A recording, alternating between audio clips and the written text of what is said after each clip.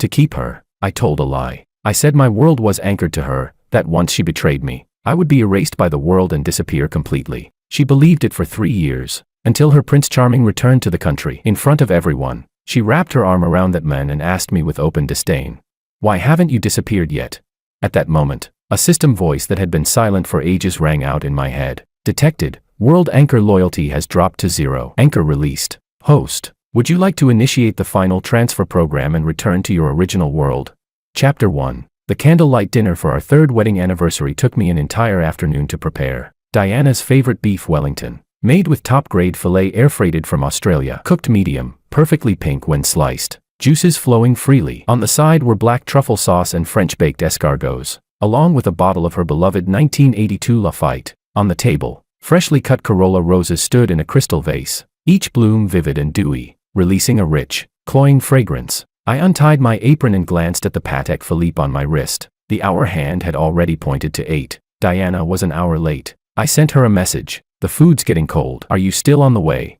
The message vanished into the void. No reply. I was already used to it. Ever since Hudson returned to the country half a year ago, Diana's being busy and running late had become routine. I sat quietly across the dining table, watching the untouched candle slowly burn down. Wax dripped and pooled, solidifying into something misshapen and ugly. The heat from the steak dissipated. The surface began to turn dry and tough. At 9:30, the villa's door lock chimed electronically. I stood up. The smile I had prepared didn't even have time to form before it froze on my face. Diana was back, but she wasn't alone. Beside her stood a man, tall and well-built, dressed in a perfectly tailored beige trench coat. His brows and eyes carried a detached arrogance. Hudson, her university classmate, the Prince Charming she had hidden deep in her heart, and the greatest accident in my conquest mission. Diana held onto Hudson's arm, her fingertips even tracing lightly across the back of his hand, an intimacy I had never once been given. She saw me, and the carefully prepared dinner spread across the table. There was no surprise in her eyes, only a flicker of annoyance. "Jordan, why are you still up?" Her tone was flat, as if she were speaking to an irrelevant roommate. Hudson's gaze swept over me once before settling on the table. The corner of his mouth lifted in a playful smirk. "Well, Mr. Lopez, this is quite the spread. Is this a late-night snack you prepared for us?" My eyes fixed on the hand Diana had looped through his arm. It felt as though an invisible hand had clenched around my heart, not painful, just enough to make it hard to breathe. "Today is our 3rd wedding anniversary," I said, forcing my voice to remain calm. Diana paused for a moment, then impatience surfaced on her face. "I forgot. The company's been hectic lately. Hudson just got back, and I have to help him manage the gallery too. I'm completely swamped." She couldn't even be bothered to come up with a more believable excuse. I looked at her, the woman I had spent a full 5 years conquering. The system had told me that as long as her affection and loyalty stayed above 90, I could remain in this world forever and enjoy everything that came with a successful mission, wealth, status, and her. To secure that forever, after the conquest was complete, I told her a secret, half joking, half serious. "I don't actually belong to this world," I whispered in her ear that night, holding her close. "My existence is bound to you. If you betray me and fall in love with someone else, my anchor will disappear, and I'll be completely erased by this world." Back then, she had curled up in my arms, giggling, her soft body pressed against mine as she spoke in a sweet, gentle voice. "How could I ever bear to let you leave me? We'll be together forever." Forever, it turned out, had a shelf life of only 3 years. "Jordan," Hudson suddenly spoke. He took a step forward, sizing me up with a scrutinizing gaze, his tone laced with contempt and provocation. "I heard Diana say you told her that if she betrayed you, you'd disappear." My breathing stalled. Diana turned her face away, as if embarrassed, but she didn't refute it. Hudson's smile grew even more brazen. "Then why are you still standing here?" He took Diana's hand and raised it between the two of us, as if displaying a trophy. "Look, Diana chose me. Shouldn't you have gone poof by now?" Turned into a puff of smoke and vanished. His friends burst into laughter along with him. Only then did I realize she hadn't come back alone. A group of people stood in the shadows of the porch, now stepping forward, treating this place like an entertaining spectacle. "Hudson, don't say that," Diana said perfunctorily. With no real intention of stopping him, she looked at me, her eyes filled with icy disgust. "Jordan, I've had enough," she finally exploded. "Can you stop using these ridiculous lies to emotionally blackmail me? Disappearing? Anchors? There's no such magical nonsense in this world. Lying just to tie me down, don't you think that's pathetic? Shameless? So disgusting," she snapped, as if tearing apart all the pretense of the past 3 years. "You said you'd disappear, but you're the one who wants to cling to me 24 hours a day. Your kind of love makes me suffocate." Every word was like a blade dipped in ice, striking with precision at my most vulnerable places. I looked at her, at the beautiful face now filled with a revulsion I had never seen before. I looked at Hudson beside her, wearing the unmistakable posture of a victor. I looked at the surrounding eyes, eager for drama. I felt no pain in my heart, only a hollow ringing. I looked at her as if she were a faded painting. When the conquest mission was completed, the system had rewarded me with 50 billion in assets, a world-leading game company, and permanent residency in this world. I handed the company over to professional managers and stepped behind the scenes, washing my hands of ambition to cook for her, to be the perfect husband. I bought her this top-floor mansion overlooking the entire city's nightscape, because she said she liked watching the stars. I opened a Michelin 3-star restaurant for her and named it Moonlight Kitchen, because she said she loved the food I made. Everything I did for her, in her eyes, was nothing more than a way to tie her down. A disgusting entanglement. So this was the truth. Love obtained through conquest was nothing but an illusion, like a reflection in a mirror or the moon on water. Amid the noisy laughter, the long silent system voice rang clearly in my mind. Warning, world anchor Diana, loyalty has dropped to 0%. Anchor lock released. Host Jordan, your legal residency in this world is about to expire. Would you like to initiate the final transfer program and return to your original world? Countdown, 72 hours. I took a deep breath. The oppressive heaviness in my chest vanished strangely. I lifted my head and met Diana's icy gaze, the corner of my mouth slowly curving into a smile, one she had never seen before. Distant, indifferent. All right, I said softly. Both Diana and Hudson froze. What did you say? Diana frowned. I'll grant your wish. I looked at her and spoke each word clearly. As you want it. I will disappear. Then, in my mind, I gave the system its command. Initiate the program. 72-hour countdown started. Phase 1 of the program, asset liquidation, initiated. Chapter 2. When Diana woke up the next morning, the space beside her was empty and cold, without the slightest trace of having been slept in. Her head throbbed from a hangover, rubbing her temples. She sat up and noticed how unnaturally neat the master bedroom was. In the walk-in closet,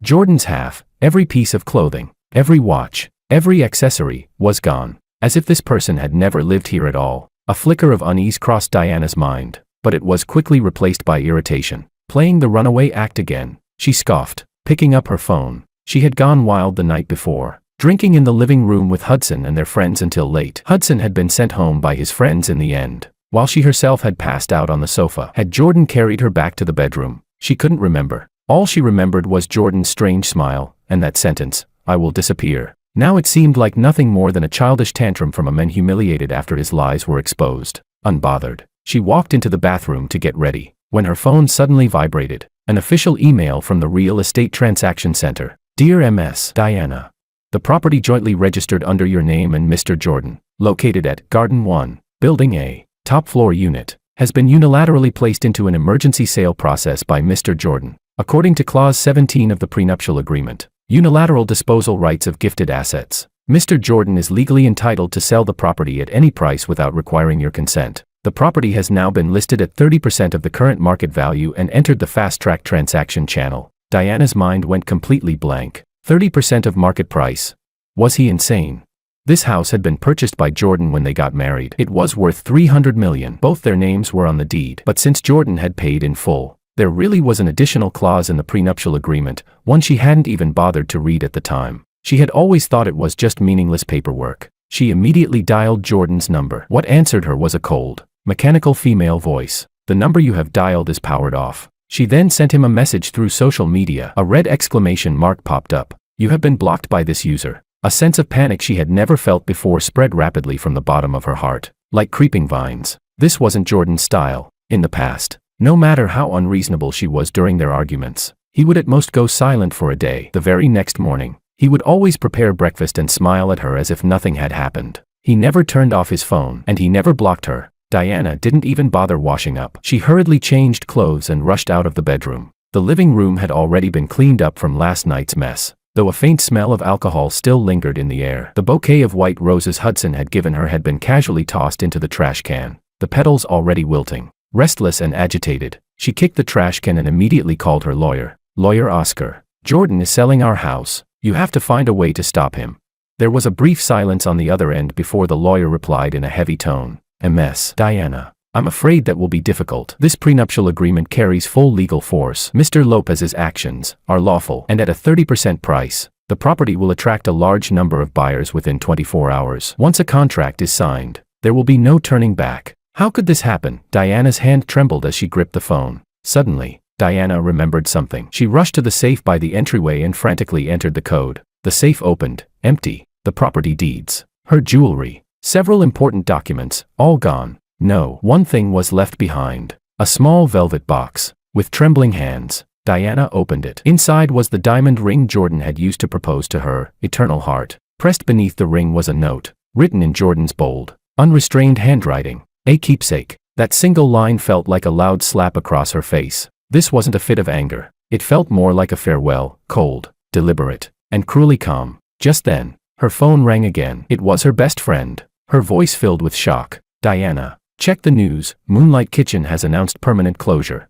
Diana's mind buzzed. She immediately opened the financial news. The front page headline, stark and black, was impossible to ignore. Michelin 3-star legend comes to an end. Moonlight Kitchen, founder announces permanent shutdown. All employees receive triple annual salary compensation. Moonlight Kitchen, Jordan's wedding gift to her, because she had said she wanted to eat his cooking whenever she liked. He had built this temple of fine dining just for her. The restaurant didn't accept public reservations. It served only her and her friends. It was the center of her social circle, the ultimate embodiment of her vanity. Countless socialites had fought tooth and nail just to get an invitation from Diana, to dine there once, to take a photo. Now, it was gone. In the news footage, the restaurant's general manager bowed deeply to the camera. This was Mr. Lopez's decision, he said. He stated that the original purpose for opening the restaurant no longer exists. Therefore, there is no reason to continue. The purpose no longer exists.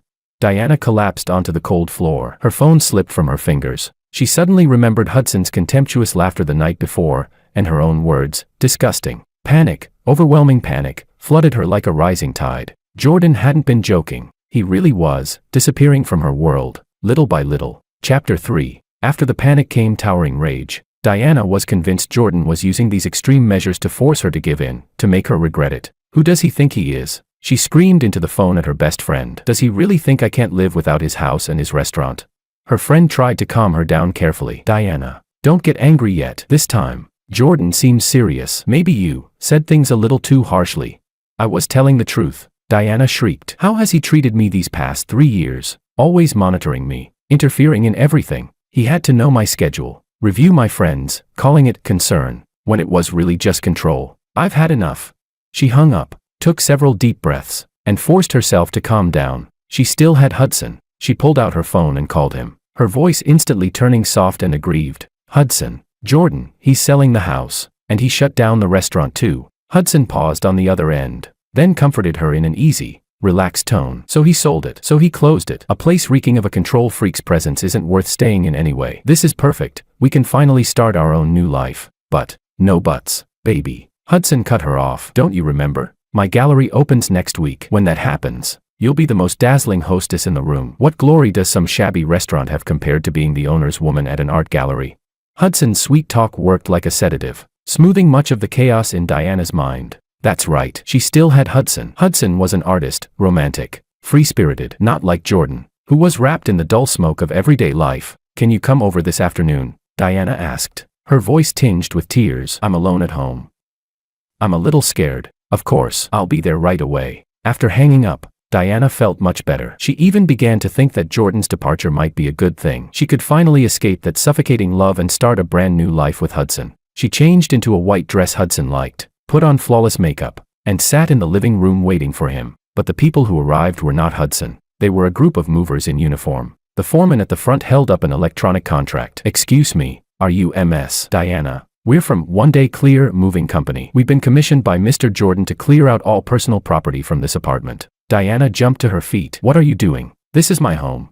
The foreman expressionlessly presented the authorization letter and Jordan's electronically signed approval. Mr. Lopez has already auctioned off all furniture, artworks, and stored wine in this property, excluding your personal clothing, at 10% of their value through online channels. Our job is to clear everything out by 5 p.m. today and hand the apartment over to the new owner. 10%. Diana's voice trembled. The genuine leather sofa she had custom ordered from Italy, the antique painting on the wall worth tens of millions, the rare vintage wines in the cellar that Jordan had scoured the world to collect for her. All of it, sold off like trash, at 1/10 of its value.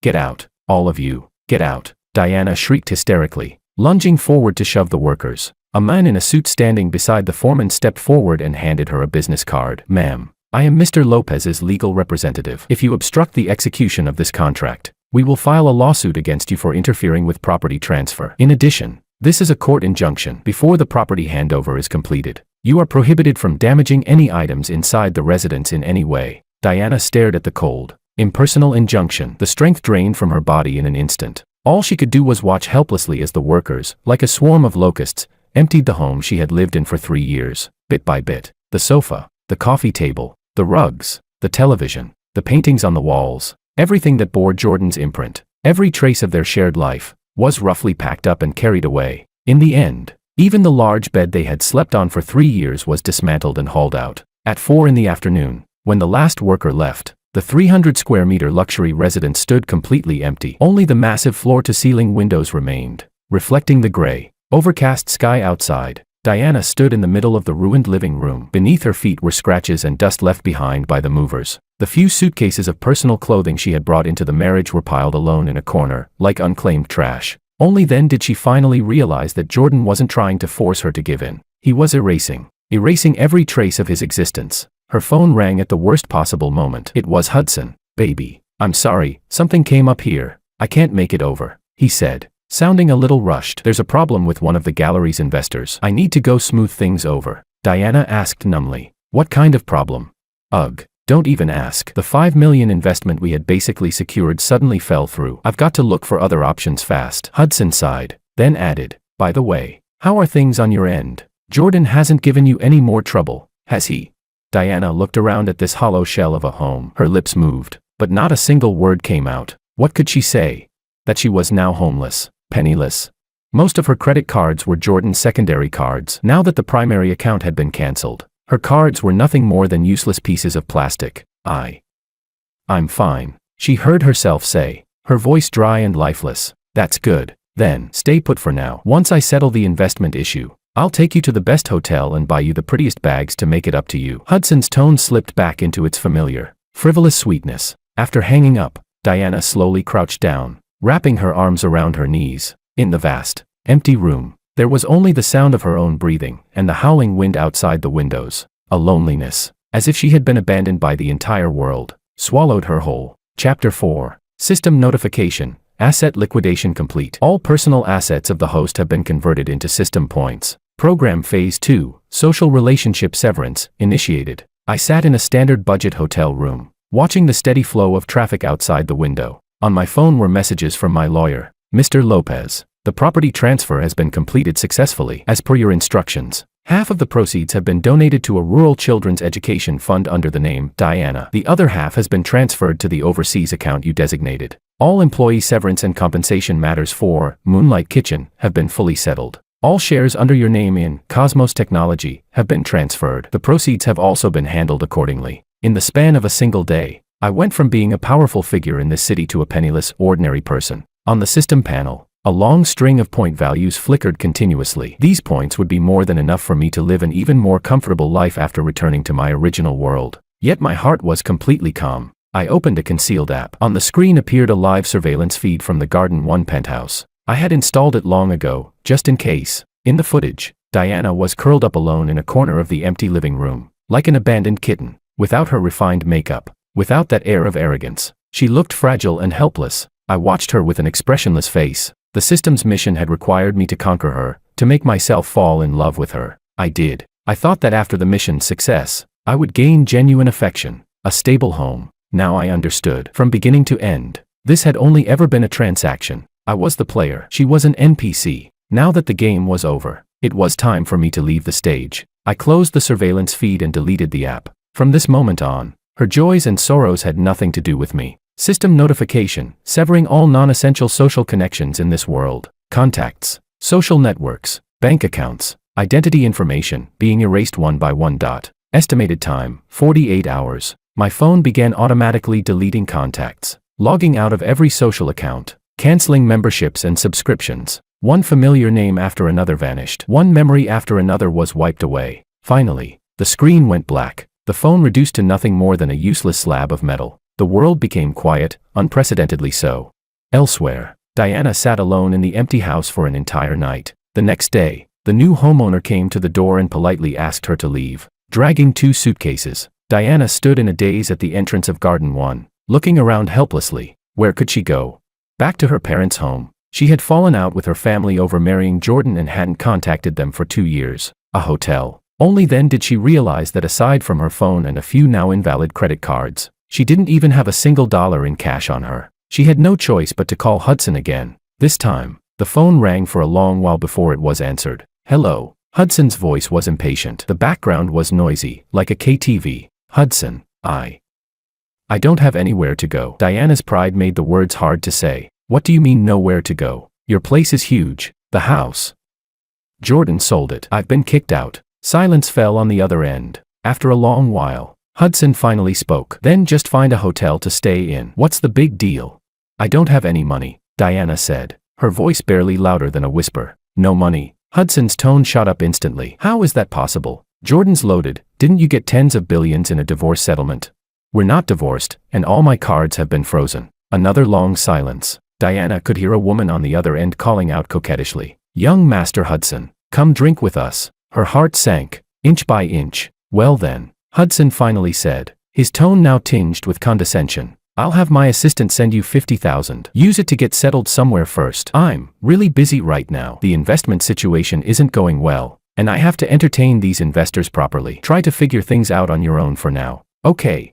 Without waiting for her reply, he hung up. Standing on the bustling street with her phone in hand, Diana felt like a joke. This was the romance and freedom she had given up everything for.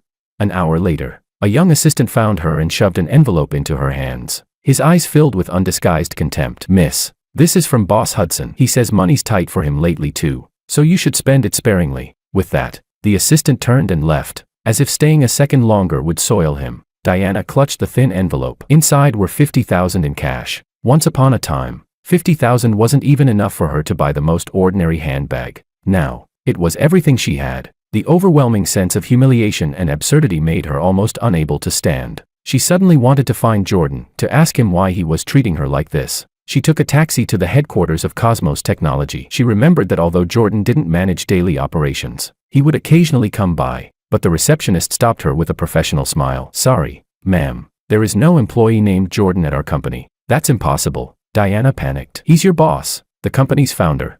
Ma'am, the founder of our company is Mr. Cruz, and the chairman is Mr. Gonzalez. There has never been a Mr. Lopez listed among our executives. The receptionist's smile remained flawless, but a hint of wariness appeared in her eyes. Diana refused to believe it. She rushed to the wall displaying the founders' profiles in the lobby. The photo that had once shown Jordan at the height of his confidence was gone. In its place was the face of a middle-aged man she had never seen before. The name beneath it had also changed, to Mason. How could this be?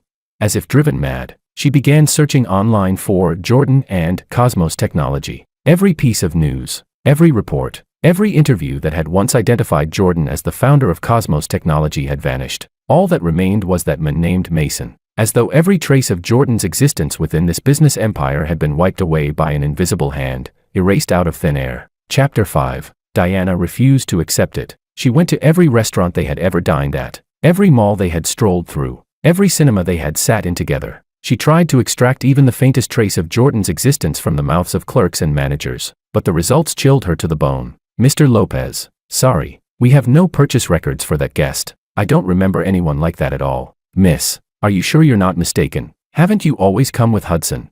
Everyone had forgotten Jordan, as if this person existed only in her memory. No, even her memory was starting to blur. She desperately tried to recall the details of being with Jordan, but many scenes felt as though they were covered in fog, impossible to see clearly. She remembered his back as he cooked for her. She remembered the tenderness in his eyes when he looked at her. She remembered the warmth of his chest when he pulled her into his arms. But his face, his voice, were fading rapidly. This terrified her far more than a simple breakup. Wasn't this exactly what Jordan had meant by disappearing?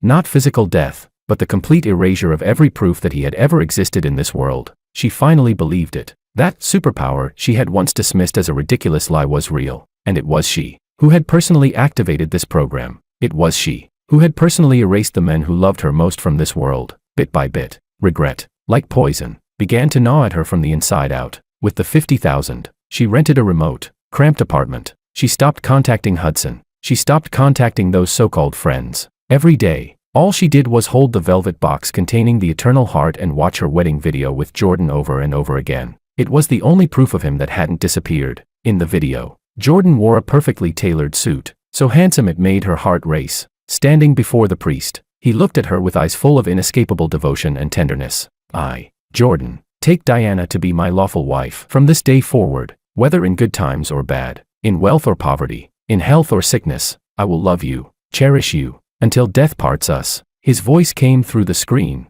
every word firm and resolute. Diana's heart was struck hard. "Until death parts us," she murmured, tears instantly blurring her vision. In the video, she wore a pure white wedding dress, smiling with happiness, leaning against Jordan like a princess cherished by the entire world. And now, she sat alone in this rental room of less than 10 square meters. Mold mottled the walls. The air was thick with dampness and the cheap smell of instant noodles. Death hadn't separated them. She had done it herself, personally severed that vow. She turned off the video and clutched the velvet box tightly, as if it were the only piece of driftwood keeping her afloat in this cold world. She opened it. Under the dim light, the eternal heart still shone with brilliant radiance. Trembling, she slid the ring onto her ring finger. The icy touch made her shudder. No, she couldn't give up like this. Jordan had said that disappearing meant erasing all traces. As long as he hadn't completely vanished, there had to be a way. She had to find him. She had to apologize to him in person, beg for his forgiveness, and beg him to stop this terrifying program. Chapter 6.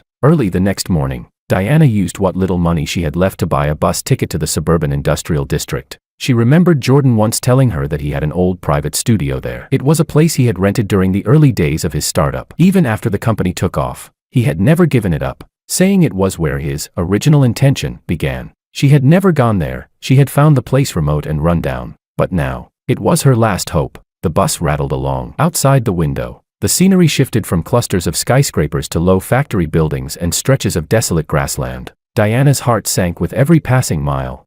At the same time, inside the city's most exclusive private club, Hudson stood holding a wine glass, his face plastered with a smile as he addressed a pot-bellied middle-aged man. "Boss Mao, my gallery concept is absolutely top tier in this country. As long as your funding comes through, I guarantee that within 6 months, it'll become the city's next art landmark."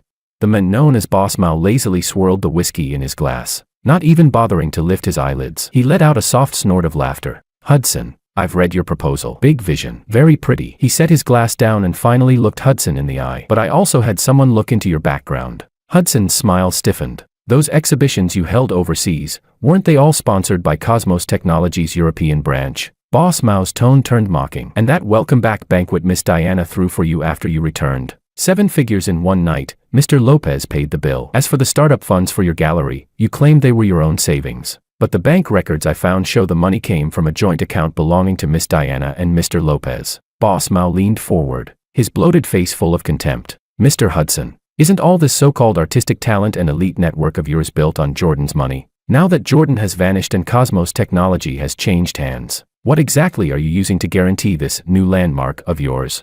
He picked up his coat and stood, looking down at Hudson's ashen face. "Let's be blunt. You're nothing more than a kept man living off a woman's connections. Back then, Mr. Lopez was willing to spend money to keep you around to amuse his wife. I don't have that kind of money, or patience." With that, he turned and left without a backward glance. The rich kids who had been crowding around Hudson just moments earlier now scattered like the plague, their eyes full of mockery and disdain. So he was just a gold digger. Thought he was some overseas art prodigy. What a joke. Hudson stood frozen in place, the wine glass trembling in his hand. His pride, his so-called talent and self-respect, was stripped bare in that instant, smashed onto the ground, and crushed underfoot. He suddenly hurled the glass to the floor, eyes bloodshot. He pulled out his phone and dialed Diana. He needed someone to blame, to pour all his resentment and failure onto. If it weren't for her uselessness, for her inability to hold on to Jordan, how could he have fallen this far?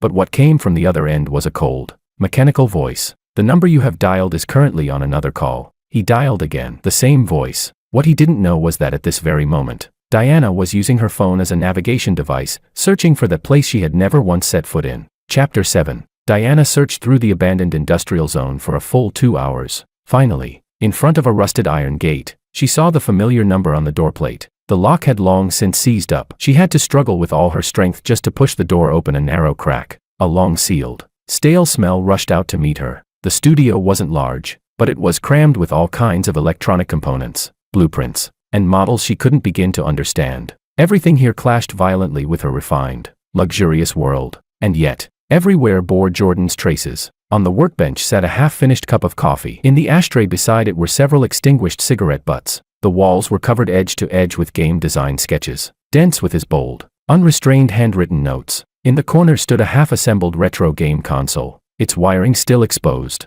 Diana stepped inside carefully, as if afraid of disturbing time itself. She ran her fingers over the cold surface of the workbench, imagining Jordan sitting here countless nights, staying up until dawn for the sake of his dreams. She had never known any of this. She only knew that he was rich, never how that money came to be. She enjoyed the wealth and comfort he brought her, yet despised the everyday grit about him, thinking he was inferior to Hudson, less romantic, less refined. How ridiculous, how pitiful. Inside a drawer of the workbench, she found a black, hard-covered notebook. She opened it, and her pupils shrank sharply. It wasn't a diary. It looked more like an experimental report. Mission target, Diana. Mission type, emotional conquest. Mission duration, 5 years. Mission reward, permanent world residency. 50 billion in system assets. Below it were dense, meticulous records. Year 1, target affection 30. Weakness, vanity. Enjoys being the center of attention. Strategy, create grand, romantic pursuit scenarios. Year 2, target affection 60. Weakness, lack of security. Craves exclusive devotion. Strategy, isolate from unhealthy social circles.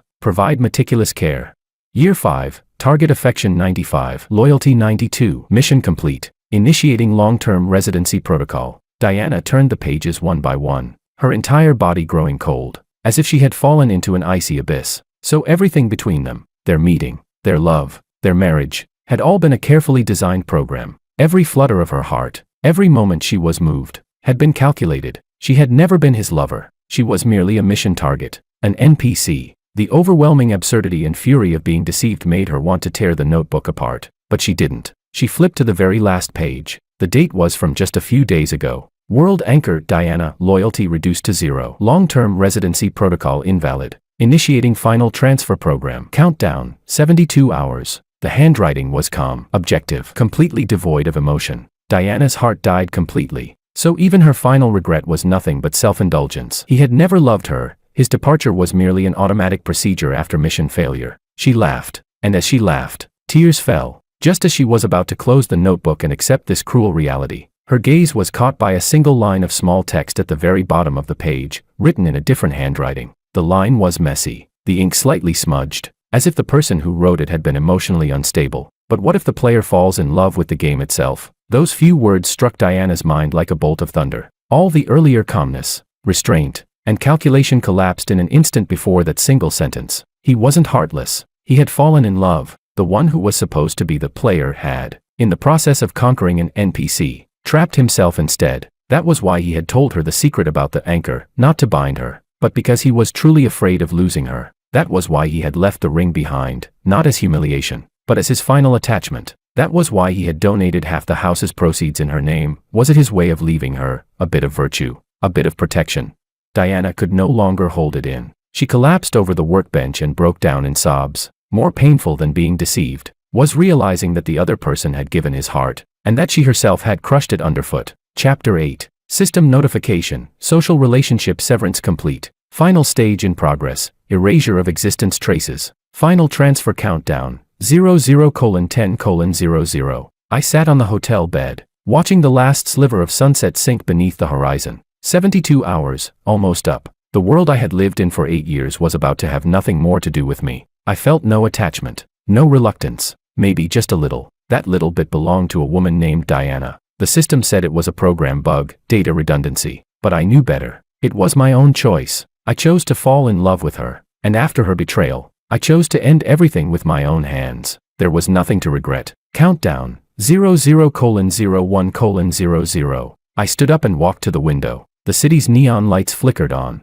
like multicolored rivers flowing through the night. I had once wanted to see all this splendor with her. Now, it was just me, making a final farewell. Countdown, 00:00:10, 9, 8, 7.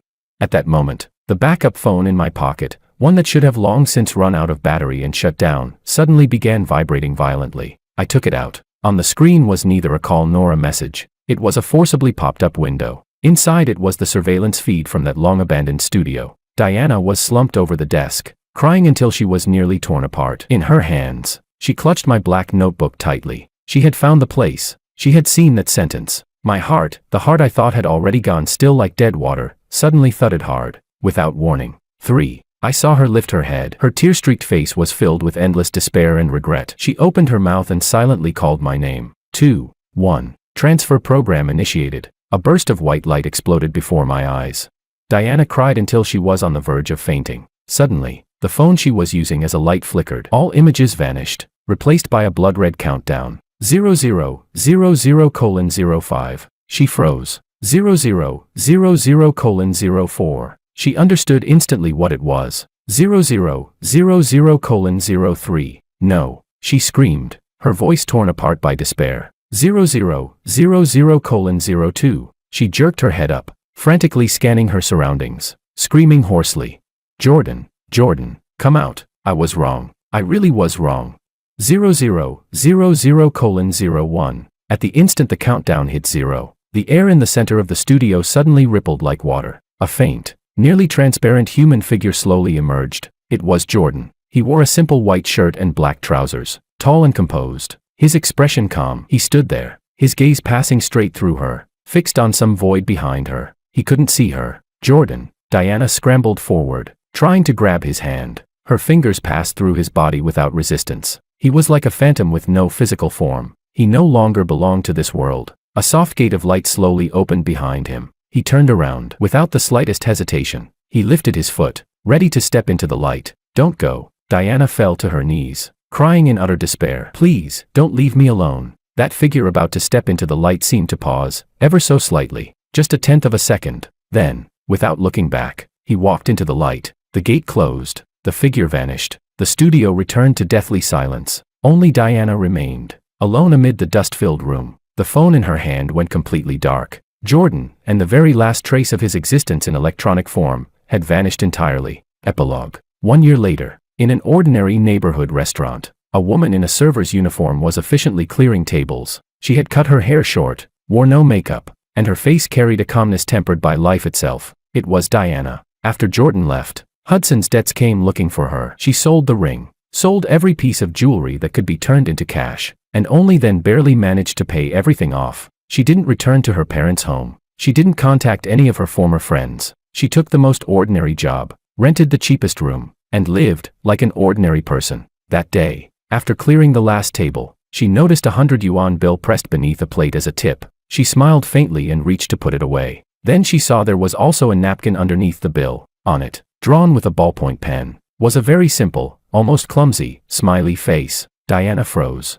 That smiley face, she remembered, long ago, when she had been sick. Jordan had coaxed her into taking medicine and had drawn exactly this kind of smiley face on a sticky note. Her heart clenched violently. She looked up, rushed to the door, and stared out at the busy street. Night stretched endlessly. There was no trace of that customer anywhere. Was it a coincidence? Or was it? She returned to the table and picked up the napkin carefully, as if holding an irreplaceable treasure. She stared at that smiley face for a very, very long time. Then she lowered her head. A single scorching tear fell onto the smiley face, spreading instantly. She knew that she would spend the rest of her life paying for the love she had destroyed with her own hands. Bonus scene. In a pure white space, with no sky and no ground, Jordan stood before an enormous holographic screen. On the screen was a frozen image of Diana, tears streaming down her face. A cold, emotionless electronic female voice sounded. Earth No. 73B World Experience mission has concluded. Overall mission evaluation, S+. Comment, player Jordan successfully completed the conquest and, after Anchor betrayal, activated the decisive departure protocol, meeting the highest standard of satisfying cruelty. Warning, non-essential emotional linkage, love, detected. This data bug has been recorded. Jordan stared expressionlessly at the screen, lifted a floating glass of blue liquid beside him, and took a sip. That smiley face on the napkin. He asked calmly, "Was that your doing?" System, according to emotional model projections, this action can raise the target's regret value to its peak and permanently lock it in, contributing to a higher final mission score. Is that so? Jordan's tone revealed no emotion. System, player Jordan, would you like to initiate the memory formatting procedure to erase the emotional data bug generated during this mission? Jordan looked at the woman silently crying in the small restaurant on the screen for a long time. The space fell completely silent. No, he finally said, his voice very soft. Leave it. System, command confirmed. Jordan turned away, no longer looking at the screen. Get things ready, he said. Start the next mission.